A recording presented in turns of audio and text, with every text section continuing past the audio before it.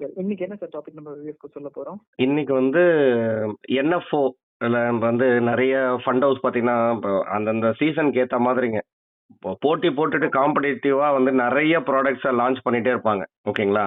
அதுல வந்து அவங்க வந்து மென்ஷன் பண்றது வந்து என்ஏவி வந்து 10 இல்லைங்களா? ஆனா வந்து அந்தந்த ஃபண்ட் ஹவுஸ்க்கே தெரியும் அந்த என்ஏவி 10ன்றது அப்ளிகபிள் கிடையாது. நம்மளே வந்து நிறைய வீடியோஸ்ல வந்து என்ஏவிக்கும் இதுக்கும் சம்மந்தம் இல்லைன்னு பேசியிருப்போம். Correct sir. ஆனா வந்து நிறைய இன்வெஸ்டர்ஸ் வந்து அதுவும் பிகினர் இன்வெஸ்டரா இருக்கும்போது பாத்தீங்கன்னா இந்த கான்செப்ட்ல மிஸ்லீட் ஆகிறதுக்கு நிறைய சான்சஸ் இருக்குங்க. அவங்களோட தாட் ப்ராசஸ் படி பாத்தீங்கன்னா இப்ப இருக்கிற என்ஐவிலாம் கொஞ்சம் அதிகமா இருக்குது. 100 ரூபா போயிடுச்சு, 200 ரூபா போயிடுச்சு, இல்ல 1000 ரூபா 2000 ரூபா எல்லாம் போனேன். இது இப்ப நிப்பான் இந்தியா growth ஃபண்ட் இருக்கு இல்லைங்களா, மிட் கேப், அதோட இதெல்லாம் என்ஐவிலாம் ரொம்ப அதிகம் இல்லைங்களா? அப்போ அவங்க கம்பேர் பண்ணும்போது அவங்களோட தாட் ப்ராசஸ் என்ன வரும், 10 போட்டோம்னா மல்டிப்ளை ஆகும்போது அது ஒரு 100 ஆகும்போது 10 டைம்ஸ் 10x இல்லைங்களா? Correct sir. நிறைய ரிட்டர்ன்ஸ்.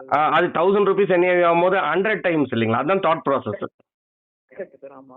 அந்த மித்தை நம்ம உடைக்கிறதுக்கு தான் இந்த சில டேட்டாவை நம்ம ஷேர் பண்றோம். என்னன்னா இப்போ கரெக்டா பாருங்க, நிறைய என்ஏவி லான்ச் பண்ணிருக்காங்க. அவங்க 10க்கு சொன்னாங்க பாருங்க, 10 கீழே போயிருக்கு பாருங்க. அப்ப இதெல்லாம் வந்து ஆஃபர் பிரைஸ்ல கிடைக்குது. ஆமா சார். ஓகேங்களா? எடல்வேஸ் பிசினஸ் வெஹிக்கிள் பாருங்க, குவாண்ட் ஃபண்ட், அதுக்கெல்லாம் பயங்கர அட்வர்டைஸ்மெண்ட்டுங்க. ஓகேங்களா? Samco special opportunities fund. அப்புறம் இதுல மெயினா பார்க்கணும்னா எஸ்பிஐ பத்தி பேசலன்னு ஒரு சில இன்வெஸ்டர் சொல்லியிருந்தாங்க. அதுக்கு எஸ்பிஐ இன்னோவேட்டிவ் ஆப்பர்ச்சுனிட்டிஸுங்க. அப்புறம் வந்து பந்தன் பிசினஸ் சைக்கிள், இது எல்லாமே 10 rupeesல இருந்து 10 rupeesல கம்மியா இருக்குங்கன்ற. அப்ப பர்சன்டேஜ் சேஞ்சில் பாருங்க, அதிகமா எடல்வேஸ் பிசினஸ் சைக்கிள்ல நெகட்டிவ் 10.2% கம்மியா இருக்கு. Correct sir. ஆமா. ஓகேங்களா சார்? இதுல வந்து நான் என்ன சொல்றேன், இது எல்லாமே தப்பான ஃபண்டுன்னு சொல்ல வரலைங்க. நம்ம அந்த ஒப்பீனியனுக்கு வர வேண்டாம். சார் வியூவர், நீங்க யாராவது இன்வெஸ்டர் கூட இதுல வந்து இன்வெஸ்ட்மெண்ட் பண்ணியிருந்தாங்கன்னா இது தப்பான ஃபண்டுன்னு சொல்ல வரல. நம்ம என்ன சொல்ல வரோம்னா, அப்போ என்ஏவியே நீங்க சீப் நினைச்சீங்கன்னா அதோட கம்மியா போறதுக்கு சான்சஸ் இருக்கு இல்லைங்களா?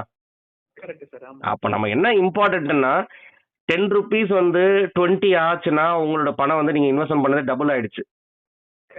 ஓகேங்களா? அது வந்து ஒரு 3 years 4 yearsல டபுள் ஆகுதா, இல்ல வந்து 10 வருஷத்துக்கு அப்புறம் டபுள் ஆகுதான்றது இம்பார்ட்டன்ட். டைம் ஃபேக்டர் இம்பார்ட்டன்ட் இல்லைங்களா? அதை பேஸ் பண்ணி தான் ரிட்டர்ன்ஸ்.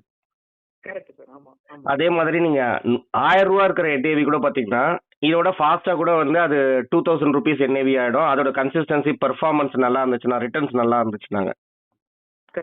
ஓகேங்களா? அதனால நம்ம வந்து டைரக்டா நம்ம வந்து ஸ்டாக்ஸ்ல நம்ம வந்து இன்வெஸ்ட்மெண்ட் பண்ணல. மியூச்சுவல் ஃபண்ட் ரூட் போகும்போது இது எல்லாமே யூனிட், அந்த யூனிட்டோட வேல்யூ பிரைஸ் மட்டும் தாங்க. என்ஏவினா நெட் அசெட் வேல்யூ. கரெக்ட்டுங்களா சார்? அதுக்கு அடுத்தது இன்னொரு டேட்டாவும் ஷேர் பண்ணியிருக்கேன், எது எதெல்லாம் லாஸ் ஆயிருக்குன்றது. இது வந்து அந்தந்த ஹிஸ்ட்ரி எப்போ ஸ்டார்ட் பண்ணாங்க இந்த ஃபண்டோட இது போய் பார்த்தீங்கன்னா நமக்கு தெரியும். இது வந்து Motilal Oswal Nifty India defence fund. ஒவ்வொரு ஃபண்ட் ஹவுஸும் ஒவ்வொரு கான்செப்ட், ஒரு திப்மேட்டிக், ஒரு செக்டர்ல பேர் வச்சுட்டுங்க நிறைய ஃபண்ட் லான்ச் பண்றாங்க இல்லைங்களா?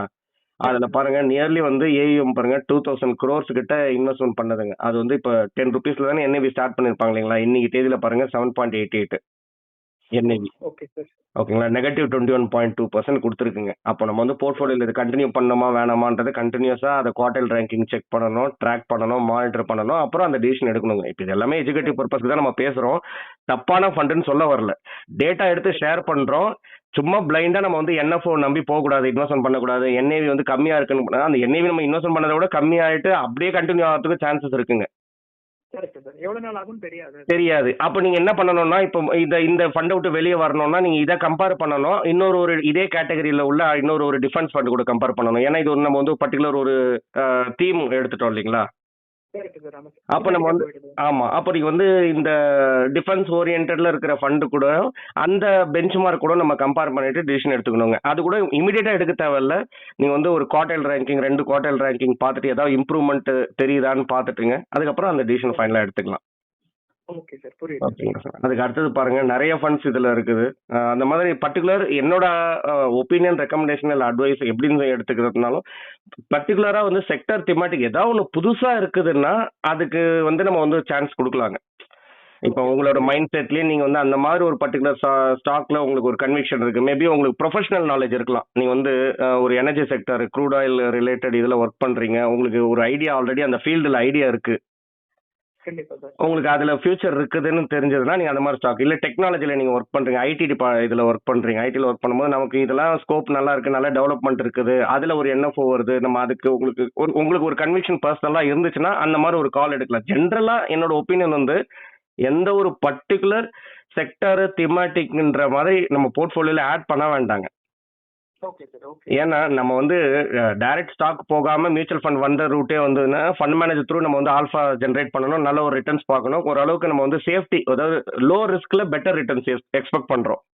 Correct sir. கரெக்ட். அப்ப நீங்க வந்து இதுலயும் வந்துட்டு செக்டர் திமாட்டிக் எடுக்கும்போது நம்ம வந்து கான்சென்ட்ரேஷன் அந்த ஒரு பர்டிகுலர் செக்டர் அதுல ஒர்க் அவுட் ஆகாம போச்சுன்னா அப்ப நமக்கு அது லாஸும் நம்ம எடுக்கிற மாதிரி ஆயிடுது இல்லைங்களா?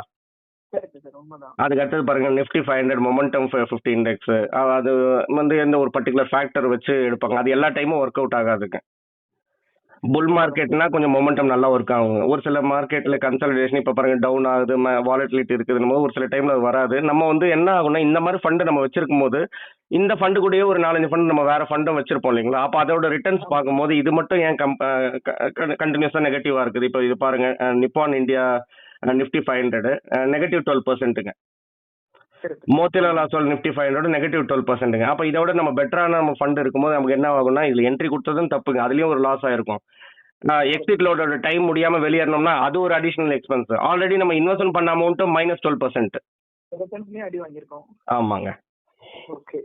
அதான் சார். இப்ப இதுல இருந்து நம்ம என்ன புரிஞ்சுக்கிறோம், என்ன சொல்ல வரோம்னா என்எஃப்ஓல வந்து அவசரப்பட்டு ஒரு டிசிஷன் எடுத்துட்டு நம்ம ஃபண்ட்ல ஆட் பண்ணிக்க கூடாதுங்க சார் நம்ம போர்ட்ஃபோலியோல. புரியுது சார். ஓகே. Okay sir.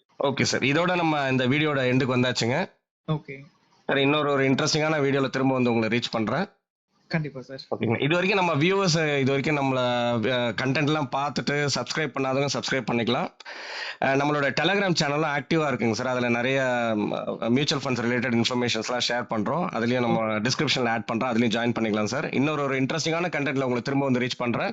ரொம்ப நன்றி சார். நன்றி சார்.